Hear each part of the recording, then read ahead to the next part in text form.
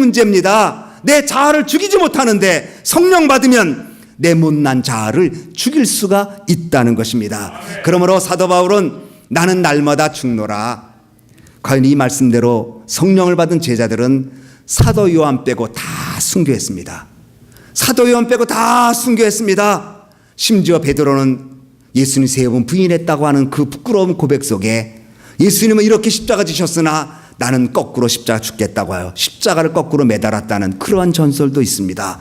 도마는 인도에 가서 복음을 전하는데 예수님이 정말 부활하셨는지를 확인하고 싶다고 했던 그 사람 아닙니까? 그가 도마는 인도에 가서 복음을 전할 때 자기를 종으로 팔았다고 합니다. 만약에 복음을 전하다 너무나 힘들면 자윤이 되면 고국으로 돌아갈까 봐 배수진을 치는 것입니다. 자기가 돌아온 강을 다리를 부수는 것처럼 자기의 몸을 종으로 팔았습니다. 그래서 인도에서 종으로 살다가 껍질이 벗겨져서 죽는 순교하고 죽었습니다. 지금도 인도에 성 토마스 교회가 있고 그 토마스 기독교인들이 아주 많이 있다고 합니다. 지금도 성 토마스 교회에는 도마가 예수님의 손을 만졌다고 해서 그 손가락을 간직하고 있다는 이야기도 있습니다. 그렇습니다. 성령이 충만하면 예수님을 증언합니다. 전도하지 않고는 못 견디는 마음입니다. 그러나 동시에 성령 받으면 내 자아를 죽입니다. 내 자아를 꺾습니다. 그리고 참습니다. 그리고 내려놓습니다. 그리고 겸손해집니다. 그리고 하나님을 바라보는 힘이 성령을 통해서 얻어지는 것을 믿으시기 바랍니다. 두 번째로 성령이 임하심은 충만함을 주기 위해서입니다. 우리 같이 한번 읽겠습니다. 사도행전 2장 2절 다 같이 읽습니다. 시작. 호련히 하늘로부터 급하고 강한 바람 같은 소리가 있어 저희 앉은 온 집에 가득하며. 성령이 충만하면, 성령이 임하심은 우리를 충만케 하심입니다. 성령이 오순절날 마가다락방에 임할 때 갑자기 하늘로부터 급하고 강한 바람 같은 소리가 온 집에 가득했다고 그렇게 말합니다. 가득했다, 충만함을 말합니다. 무엇으로 가득했습니까? 하늘로부터 임하는 급하고 강한 바람 같은 소리로 가득했습니다. 바람이라는 말은 여기서 히브리 말로 루하입니다. 이 말은 생기라는 말입니다. 창세기에 보면 하나님께서 사람을 지으시고 그 코에 생기를 불어넣으셨다. 이것이 루하입니다. 그러므로 오순절날 성령이 우리가 충만하면 하나님의 숨으로 충만한 것입니다. 하나님의 호흡으로 충만한 것입니다. 하나님의 호흡으로 충만한 것은 하나님의 생명으로 충만한 것을 말합니다. 우리는 집에 있으면 답답하다고 말합니다. 그러다 바깥 바람 쐬면 그 바람이 시원해서 신선한 공기가 들어와서 호흡이 시원하다고 말합니다.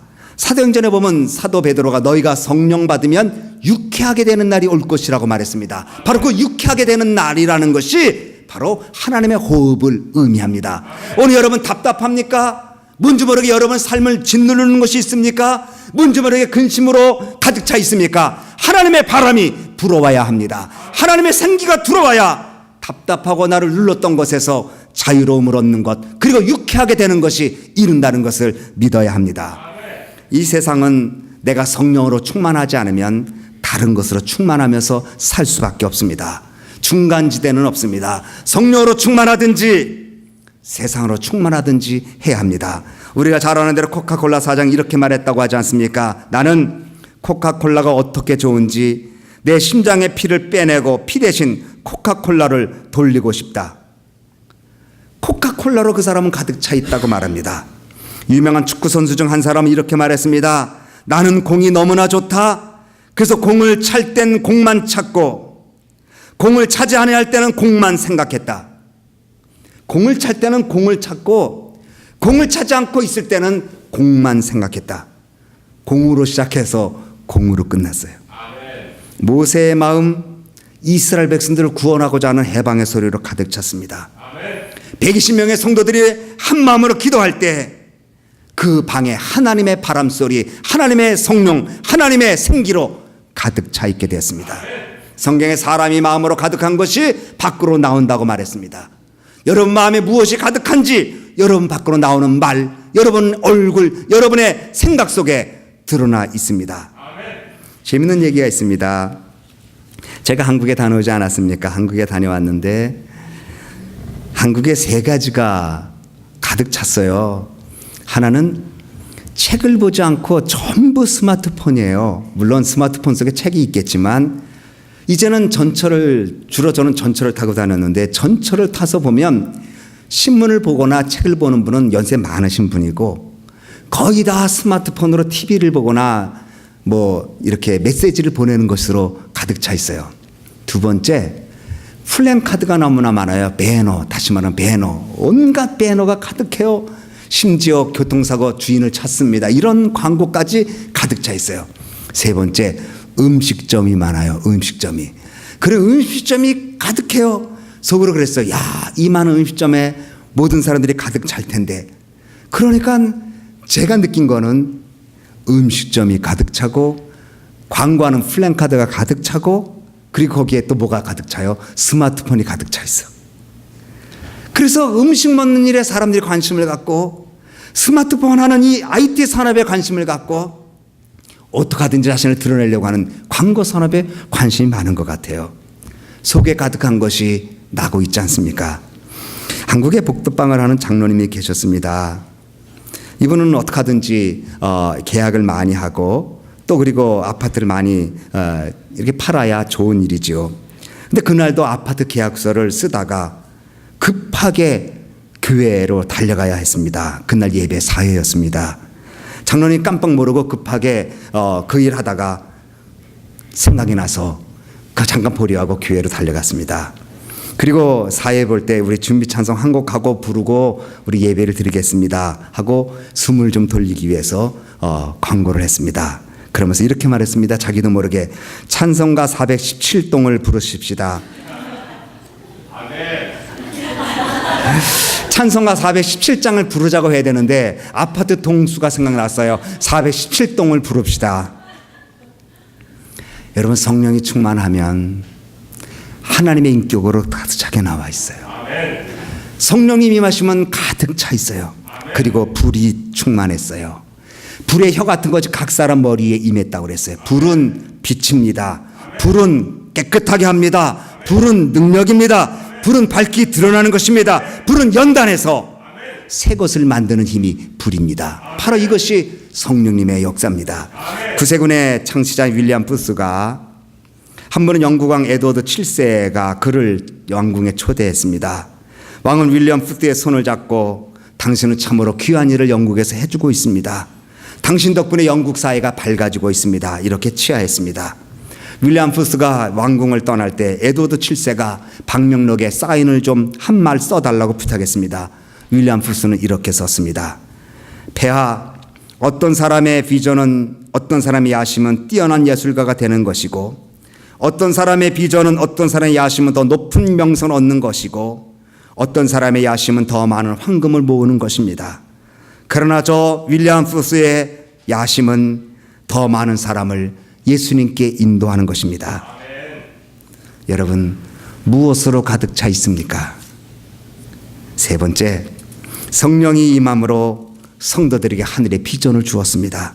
17절과 18절에 보면 성령이 임하면 젊은이들은 환상을 보고 늙은이들은 꿈을 꾸고 남종과 여종들은 예언할 것이다. 환상, 꿈, 예언 다 미래지향적인 단어입니다. 성령이 임하면 과거에 붙잡혀 살지 않습니다. 성령의 사람은 과거가 아무리 훌륭했어도 이제 과거를 접어두고 미래를 향해 달려가는 사람입니다. 성령이 충만한 사람은 가나안을 향해 달려가는 사람이지 애굽의 화려함을 생각하는 사람이 아닙니다. 성령에 충만한 사람은 어떻게든 예수 그리스도의 생명의 복음을 로마로 전하겠다는 뜨거운 물건을 갖는 사람이지 성령에 충만한 사람은 어떻게 하든지 하나님의 말씀을 전하겠다는 예언을 생각하는 사람인 것을 우리는 알아야 합니다. 여러분 성령님이 임하심은 바로 이것입니다. 여러분을 하나님의 영향력에 있길 원하고 여러분을 새로운 사람으로 바꿔놓고 여러분을 가득 찬 사람으로 만들어 놓고 여러 사람을 미래의 사람으로 만들어 놓는 것 여기에 성령의 임하심의 의미가 있습니다. 바라기는 오늘 오순절 성령 강림 주일에 여러분들이 성령에 충만해서 하나님의 마음으로 가득 차서 성령의 교통하심이 여러분 삶 속에 충만하여 하늘께 영광 돌리는 여러분 되어지기를 주님의 이름으로 축원합니다. 축원합니다. 기도하겠습니다. 이 시간에 우리 한번 통성으로 기도할 때에 120명의 성도들이 성령 받기를 원하는 마음으로 합심하여 기도했다고 말했는데, 이 시간에 하나님, 제가 성령의 지배에 있기를 원합니다. 이 시간에 제가 성령으로 충만하기를 원합니다. 이 시간에 제가 과거에 묶여 있지 말고 미래를 향해 살아갈 수 있는 사람 되게 해주시옵소서. 이렇게 우리 한번 다같이 통성으로 기도하지 않겠습니까? 여러분, 이 시간에 다같이 통성으로 여러분의 기도가 귀에 들리도록 성령님 내 안에 오시옵소서. 성령님과 인격적인 만남을 소원하오니 성령님 오시옵소서라고 우리 한번 다같이 통성으로 기도하겠습니다. 사랑과 은혜가 풍성하신 고마우신 하나님 아버지, 감사합니다. 오늘 오순절 성령 강림 주일입니다. 저희들에게 성령께서 임재하셔서 참으로 하나님의 사람으로 새로워지기를 소원합니다. 충만한 것이 밖으로 드러난다고 말했는데 120명이 있었던 다락방에 하늘의 소리로 가득 찼습니다. 하나님, 우리의 심령에 하나님의 소리로 가득 차고 하나님의 생명으로 가득 차고 하나님의 호흡으로 충만하기를 소원합니다. 성령의 교통하심이 있기를 원합니다. 성령의 인도하심이 충만하기를 소원합니다. 오 하나님 아버지, 시간에 저희들 가운데 찾아와 주시기를 소원합니다.